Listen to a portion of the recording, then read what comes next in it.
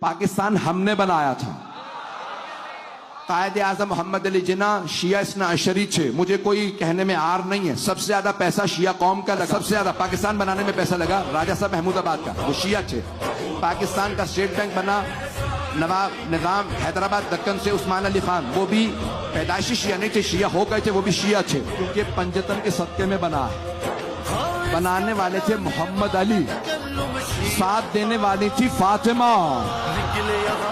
بنا تھا 14 اگست کو رات کے 12:05 پہ, اور ہم اس دونوں باتوں پہ فخر کرتے ہیں کہ ہم شیعہ نے حیدر کرار میں سے, مسلمان ہیں, شیعہ ہیں اور پاکستانی ہیں.